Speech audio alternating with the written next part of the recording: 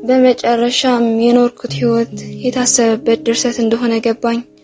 ከባለፈው የቀጠለ።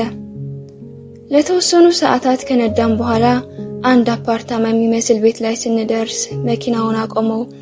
እጠብቅ የነበረው ዩኒቨርሲቲ ወይም ኮሌጅ ነገር ይወስደኛል ብዬ ነበር፣ ግን እንደዛ አልሆነም። አፓርታማው ራሱ ሲታይ አይደለም ሰው ገብቶ ስለላ ሊማርበት አገልግሎት ራሱ የሚሰጥ አይመስልም። ግን ወደ ውስጥ ስንገባ ያየሁት ነገር ግምቴ ትክክል እንዳልነበር ነው የተመለከትኩት። በመሳሪያዎች የተራቀቀ፣ በመብራቶች የደመቀ፣ ይህ ቀረሽ የማይባል እውነትም የስለላ ተቋም። እናንተዬ ዓለም እንደዚህ ተላቃለች ለካ። እኛ ሚስጥር የሚመስለን ከሰዎች ደብቀን እያረግነው ያለነው የሚመስለን ነገር ለካ የአደባባይ ሚስጥር ነው። እነሱ ቢፈልጉ ምንም ነገር እንደተከደነ አይቀርም ለካ። በምንም መልኩ ማንጠረጥራቸው የጆሮ ጌጦች፣ የቀለበት አምባር፣ ልብስና ጫማ ሳይቀር ለዚህ ጉዳይ ያውሉታል። ብቻ ስለላ መማሬ ለምን ዓላማ እንደሆነ ባላቅም በትምህርት የተመረደው ጭንቅላቴ የሚሰጡትን ትምህርቶች ለመቀበል አላስቸገረኝም። እየገረመኝ እየደነቀኝ እንዲህ ይቻላል እንዴ እያልኩኝ ስልጠናዬን በ6 ወር ውስጥ በሚገርም ሁኔታ ማጠናቀቅ ቻልኩኝ። የዩኒቨርሲቲ ትምህርቴም በወራቶች ልዩነት ውስጥ የዩኒቨርሲቲውን ዋንጫ ጨብጬ ማጠናቀቅ ቻልኩኝ። አባቴ መጥቶ አስመረቀኝ። የነበረው ደስታ ልነግራችሁ አልችልም። ምናልባትም በህይወት ዘመኔ አባቴ እንዲህ ሲደሰት አይቼው አላቅም። በጣም ነበር የተደሰተው። ታዲያ ወደ ሀገር ቤት ስንመለስ ለምርቃቴ ከሰርግ የማይተናነስ ድግስ ነበር የተደረገው። ቤታችን ውስጥ ያልመጣ ባለሀብት፣ ያልመጣ ባለስልጣን አላስታውስም። ሁሉም በጣም ነበር የተደሰተው። ምክንያቱ ባይገባኝም እንዴት ተመረቀች ተብሎ ሁሉ ደስታ እንዳስፈለገ እውነት ግራ ያጋባል። ብቻ እኔ ግን መመረቅ ያልነበረም ደስ ያሰኘኝ። ከምንም በላይ ስናፍቀው የነበረው ወንድሜ ቢናምን በማግኘቴ ነበር የተደሰትኩት። ብዙም ደህና ባይመስልም ሲሄድ ከነበረው ሁኔታ ግን በእጅጉን ለውጥ አለው። እሱም ደስ እንዳለው ያስታውቃል። ግን አይኑን ከኔ እያሸሸ ነበር አባቴ ያዘጋጀው ፕሮግራም ያለቀው። በደንብ እንኳን አላወራንም። እንግዳዎቹ አንዴ ፎቶ እንነሳ፣ አንዴ የተዘጋጀልሽ ስጦታ አለ ነይ ሲባል እንዲሁ ስተራመስ ቀን አለቀ። ሁሉም እንግዶች ሸኝተን እስከምንሰናበትም 5 ሰዓት ከምሽቱ ሆነ። ምን ቢመሽ ግን ቢንያምን ያለፈው አመታቶች እንዴት እንደነበሩ መጠየቅ አለብኝ ብዬ አባቴ ሲተኛ ጠብቄ ክፍሉ ድረስ ሄድኩኝ። ለመተኛት እየተዘጋጀ ነበር። ሲያየኝ እሱም አላስቻለውም። ተቃቅፈን ለብዙ ደቂቃዎች አለቀስን። የእናቴ ብቸኛ ማስታወሻዬ የእውነትን በጣም ነበር የናፈቀኝ። ደህንነቱን ጠየቅኩት። ደህና ነኝ አለኝ። እውነትም የተረጋጋ ይመስል ነበር። አይኖቹ ግን ያዘሉትን እንባ እንዳቀረቀሩ ነበር። ኤፍራታ ይቅርታ፣ የገባህልሽን ቃል መጠበቅ አልቻልኩም። አንቺን መጠበቅ አልቻልኩም። በእርግጥም አልችልም፣ ምንም አልችልም አለኝ። ድሮ ሲሄድ የነበረው ነገር እንደሆነ ገባኝ። ያኔን በደም ሳናወራበት ነበር የተለያየ ነው። ከምን ነው ወንድሜ አልኩት። ይቅርታ ይህንን እያልኩሽ ስለሆነ ግን ኤፍራታ ከአሁን በኋላ የምትኖሪ ህይወት የእስር ቤት ህይወት ነው አለኝ። ምን? የምን እስር ቤት ነው ብዬ? ይቅርታ ኤፋ፣ ከዚህ በላይ ምንም ልልሽ አልችልም። ራስሽ የምታዩ ነገር ነው። ከአሁን በኋላ ግን እባክሽ በማማሞት ራስሽን ጠብቂ፣ ምንም አትጠይቂ አለኝ። ከበፊቱ የበለጠ እንባ ጉንጭ ላይ እየወረደ በጣም አሳዘነኝ።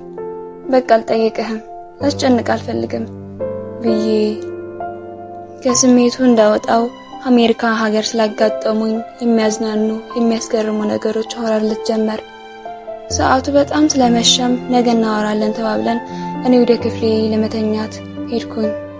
ግን እንቅልፍ በአይኔ ሊይዘር አልቻለም። አባቴ ከኔ የደበቀው ትልቅ ሚስጥር እንዳለ እያሰብኩ ለምን ይሁን ሁሉ ደስታ በመመረቄ ብቻ እንደተደረገ፣ ለምን ባለስልጣኖቹ ሳይቀሩ ወደ ቤታችን እንደመጡ፣ ስለላ መማሬ፣ ወንድሜ ከኔ ደብቆት ያለው ነገር ሳልተኛ እየተገላበጥኩ እንዳደረ አደረጉኝ።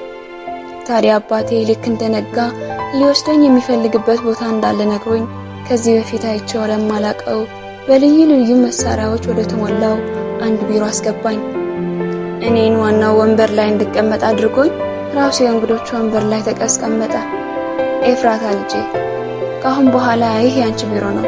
ለዘመናት ስመኘው የነበረው ነገር አንቺ እዚህ ወንበር ላይ ማስቀመጥ ነበር። ፈጣሪ ምን ይሳነዋል? ያን ቀንም ደረሰ አለኝ። በጣም ተገርሜያለሁ አባዬ። ይሄ የኔ ቢሮ ነው? እዚህ ምን ልሰራ ነው አልኩት። በደንብ ተረጋጊና አዳምጪ ኤፍራታ፣ ምክንያቱም አሁን የሁል ጊዜ ጥያቄሽን ልመልስልሽ ስለሆነ አለኝ። ጆሮዎቼ እንደ አንቴና ሲቆም ይታወቀኛል።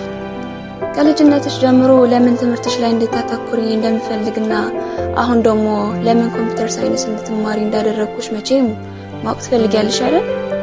በይ ስሚኝ፣ እኔ አባትሽ እዚህ የንግድ ዓለም ውስጥ ከገባሁበት ዕለት ጀምሮ በህይወቴ ውስጥ በጣም ብዙ ሰዎችን አውቄያለሁ፣ ጥሩም መጥፎም።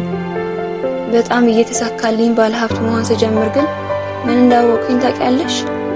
የኔ ልጅ ዓለም ፍትሃዊ አይደለችም። በተለይ እነዚህ ባለሀብቶችና ባለስልጣናቶች ተምቹታቸው የሚኖሩት በድሃው ለቅሶና ደም ነው። ሁሉም የምታየው ባለሀብት ብሩን በሐቅ ያገኘው እንዳይመስልሽ። ስልጣናቸውና ሀብታቸው ተጠቅመው ብዙ ሰዎችን ሲበድሉ እና ደም እንባን ሲያስነቡ አይቻለሁ። ታዲያ እኔ ብቻዬን ግን ምንም ማድረግ አልቻልኩም።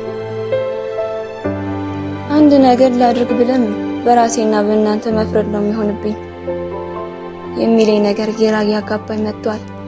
ታዲያ ይሄ ከትምህርቴ ጋር ምን ያገናኘዋል አልኩት።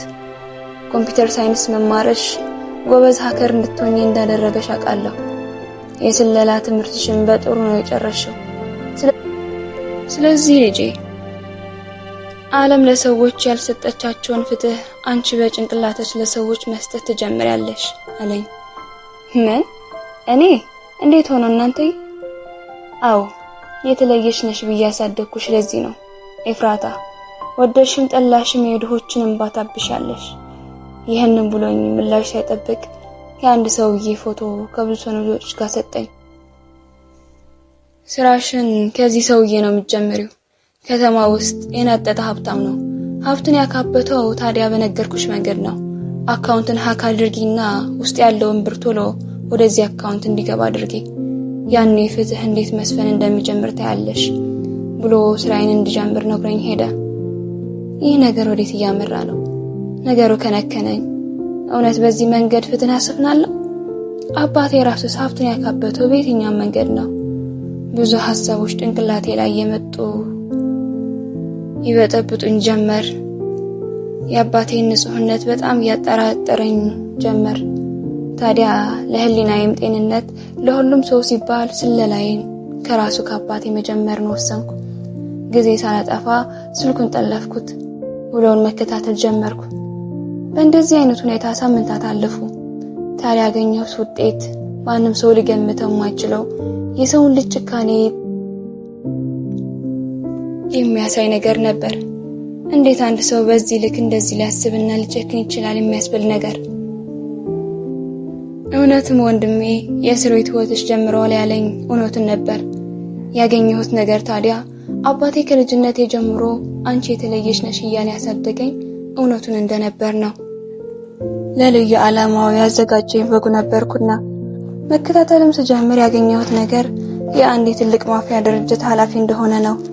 ያ በባለጸግነት ምክንያት በሁሉም የሚወደድና ድሆችን ይረዳል የድሆች አባት ነው ተብሎ የሚከበረው በእኔ በልጁ እንደ ጀግና የሚቆጠረው አባቴ ለካኑስ ሀገር የሚያተራምሱት የማፊያዎች አለቃ ነው። ግን እንዴት ሆኖ? አባቴ ጉድ እኮ ነው። ታዲያ በዚህ መወናበድ ውስጥ ሆኜ አንድ ቀን ክፍሌ ውስጥ ቁጭ እንዳልኩ ኮምፒውተሬ አባቴ ስልክ እያወራ እንደሆነ ምልክት ሰጠኝና ማዳመጡን ተያያዝኩት። የደወለለት ሰውዬም ስሙን በተደጋጋሚ ሚዲያ ላይ የሚጠራና የሀገሪቱ ከፍተኛ ባለስልጣን ስለነበረ ይበልጡኑ የሚያወሩትን ነገር ለመስማት ጓጉቼ ማዳመጤን ተያያዝኩት። ልጅህ ትምህርቷን ጨርሻለች አይደል? ለምንድን ነው የምንጠብቀው?